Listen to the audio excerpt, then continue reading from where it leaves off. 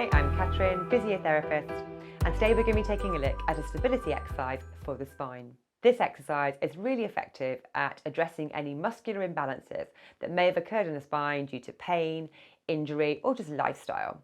So perhaps from the sport that you do, or perhaps the way that you sit at your desk all day, you may have developed sort of more strength on one side and less strength on the other. And this exercise aims to readdress that, rebalance that, get the muscles working on those sides of the body, switch those stability core muscles back on. It's a really easy exercise to do. You don't need any equipment, just a mat and some comfortable clothes. So let's get started and take a look at this great core stability exercise for the spine. Okay, we're going to come into all fours for this exercise.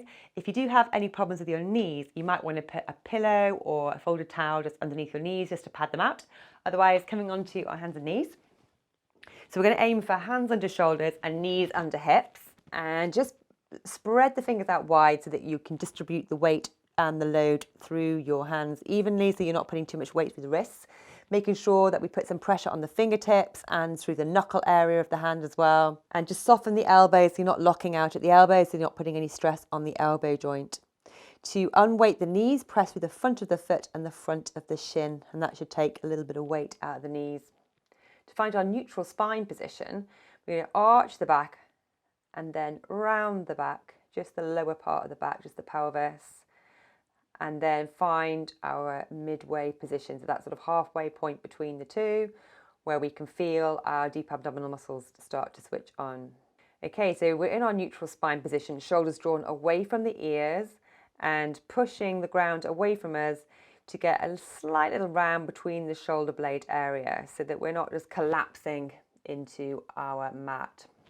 So push the mat away from us, getting a nice strong shoulder position, and maintain that neutral spine with that engagement of the core muscles. Then from there, we're going to slowly slide the right hand away from us with the thumb leading upwards, and then the left leg away from us as well. Then dial the toes down, so flatten the foot, and keep the little toe towards the floor as you lift the opposite arm and leg away from the floor. Keeping the chin slightly nodded, so we're not looking up and we're not dropping down. We're keeping the head and neck and spine in line and the shoulders drawn away from the ears, so everything's engaged and working. Hold for 3 to 5 seconds and then lower them down and draw them in. And repeat on the other side. Sometimes it's nice to just reset that spinal position. So think about softening the front of the ribs towards the front of the pelvis. So rather than letting the ribs flare out, we're tucking the ribs in towards the front of the pelvis. That helps to get that neutral spine position. A slight nod of the chin. If the chin and the neck are in the right place, then very often the lumbar spine will follow. So then we're going to slide the left hand this time away, thumb leads, and the right leg, toes dialed down, little toe especially dialed towards the floor, just to get that glute firing. Looking down at the floor between the hands, engaging those abdominals, holding for 3 to 5 seconds, controlling down and sliding in.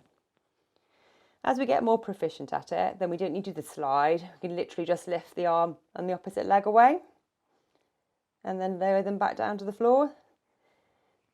That way it's a little bit more challenging just to find that position.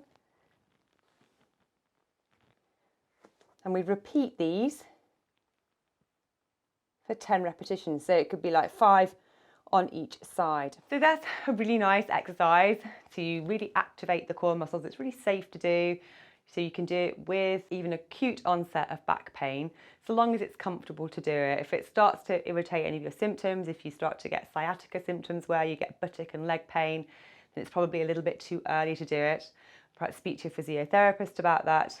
But if you're a little bit further down the line, you've done your mobility exercises, and you now want to get strong again and think about returning to sport or just normal day-to-day life, then this is a great exercise, as I said, to rebalance things and get the back behaving as it should again. So I hope you found that exercise useful.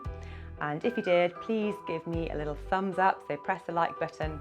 And if you'd like to see more videos like these, then do click the notification button.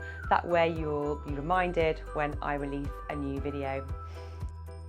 So thanks again for watching. I hope that exercise helps you to keep moving and keep active, and hopefully see you on the next video. Bye now.